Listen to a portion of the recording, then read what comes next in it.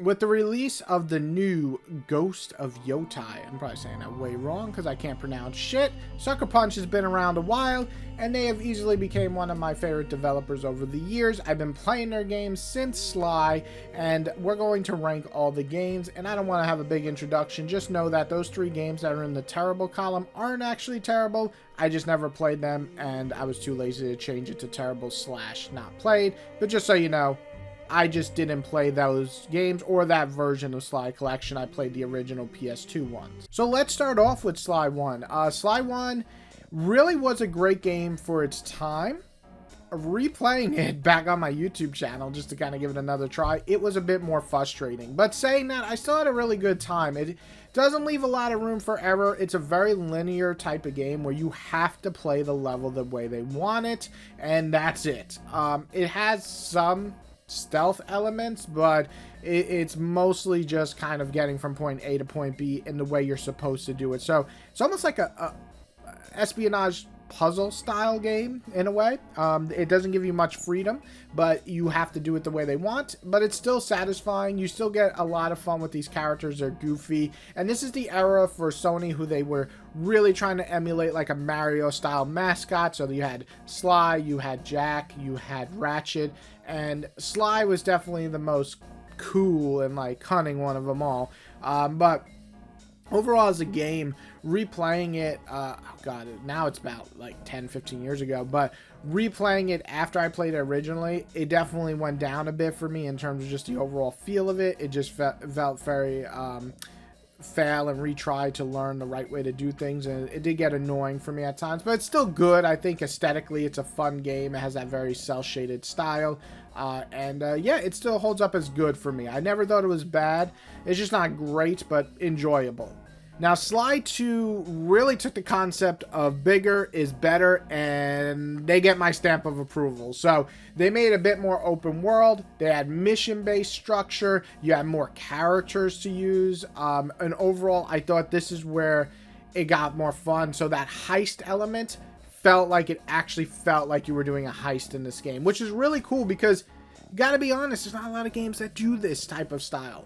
So you have the stealth that's improved and refined. You have the heist feel where you're actually planning out missions together with your crew and taking them on. And then just kind of the bit more open world, a little more do it your way. I mean, you still kind of have to follow the ways to do it right, but it gives you more freedom. So it's bigger, it's better, it's funnier, it has better gameplay mechanics and less trial and error feel. So for me, I think this is a great game. I think that it, you know, it still had some things I didn't love. The fact that I think being open world kind of sometimes put it down a little bit for me, but overall I still really enjoyed it. It's one of those games that stuck with me years later. Now we're talking about, I played this game like 20 years ago. I don't know if it's 20, but it sure feels like it. I think it is. And it stuck with me as like one of the greatest type of platformers back then. I'd put that high up there with like Jack and Dexter and Ratchet and Clank and games like that. So yeah, Sly 2 to me is the strongest Sly game, because now we're going to talk about 3. And 3 is a weird one because, again, I haven't played these in years, but when I look back, and I actually look back on a review I did for my channel that I still have, it's terrible, I'm never going to show it. Disappointing would be the word. It's not a bad game, but they try too much. I think they try to make it too big. They added all these characters you have to play as sometimes to get through the levels that I didn't quite enjoy their gameplay mechanic. It's weird because I feel like it takes the most swings, and some of it's really cool. I really thought the story was fun, and of course the heist element is enhanced, but there's a lot of missions that didn't really gel with me because you had to use other characters at the time. So Sly 3 is the biggest disappointment, but I still say it's good. I just think that it could have been great, but I think it's a step down from 2, so I can't put it in great. So I'm going to put it in good, but I'm going to put it behind 1 because 1 to me is more nostalgic. I played it a lot when I was a kid, and then I played it again, and I still enjoyed it even though I was getting frustrated at points. But again, all 3 of these games are good to great. So let's get into Infamous. Now, Infamous is infamously one of my favorite PS3 games. I mean, you're taking superhero elements, you're taking the fact that we had the PS3 engine or the PS3 power, so it looked pretty good at the time, and you had this open world thing which felt really cool. So before Spider-Man, like I'm talking about the PS2, the or PS4 version, the PS2 game was cool, but Infamous took it to another level where you had a lot more freedom and you felt like a superhero. I also think Infamous has one of the coolest stories and one of my favorite twists in superhero stuff for video games. So it had a lot going for it. I really do enjoy Infamous 1. Saying that, it definitely felt like the beginning of a series where they were trying to figure out its footing and what it does and what they need to improve. So the environments were very gray. Some of the city elements didn't fully gel. A lot of the side missions just felt repetitive. But the main story, the cool combat where you have these electric powers and you can shoot them out of your hand and stuff, definitely set up the base for the next games. And overall, I liked Infamous quite a bit, and the comic book cutscenes were really cool. So it's like a lot of back and forth where it felt like the beginning of a series where they were trying to find its footing, but it also did a lot right. I would say it's great. I'm actually going to put it in front of Sly 2, only because I really, really love superheroes, and this obviously hit a lot of the marks, but I can tell you right now it's not amazing. Infamous 2 now, that to me is amazing. Infamous 2 was one of my favorite fucking games in the PS3. Does it hold up? I don't know, because I can't replay them because, you know, unless I do PS Now, fuck that. So, Infamous 2 upped the ante for everything. You brought in the beast finally came. He was this big creature of hell. The opening, you lose and have to go to a whole new area because your city gets fucked up. I love all of that. I love the choices you make. The evil side felt pretty fucking fucked up. The endings were great, especially the good ending. The combat was better.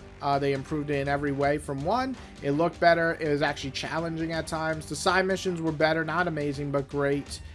Or good, but the main story, all of those, all the characters, loved this game. I absolutely loved this game. To me, this is a masterpiece. I'm not even gonna lie. To me, when I played this and finished it, I said, holy shit, this is one of my favorite games of all time, and that's why it's gonna go in masterpiece. Will it be for everyone? No. I think it has like an 84% rating on Metacritic, and I can understand that, but for me, this is the greatest, one of the greatest superhero games of all time. So now we get to Infamous Second Son, and this was a PS4 like showcase. They wanted to really push the PS4 and show you what it was capable of. And on the graphical side, this game is phenomenal. It looks great, it runs great, it has really cool effects. All of that stuff is really good. Unfortunately, the story suffered. I think the story here isn't as interesting. I think the main character fails to be as cool or as badass as Cole. He's more of a punk style guy, you know, grunge, I guess. I'm sorry, very Nirvana. And you know, Second Sons, it's weird. It almost feels, I don't want to say tech demo because it's not, but it almost feels like less than what Infamous 2 gave us. And maybe because they got it out quicker than usual, they wanted to showcase the PS4. But for some reason, Second Sons didn't really, you know, live up to my expectations. I felt like it missed the mark in terms of like storytelling and overall gameplay. It was fun, but it didn't advance it. Like, I felt like Infamous 2 definitely made Infamous 1's gameplay better. Second Sons is a really hard game for me to judge because I think that it could have been amazing, but I can't put it there. So for me, it's good at times, but I think it's decent because it's a pretty big disappointment for me overall. Now, Infamous First Light is not a full game. It's a little bit more than the DLC. It's a few hours long.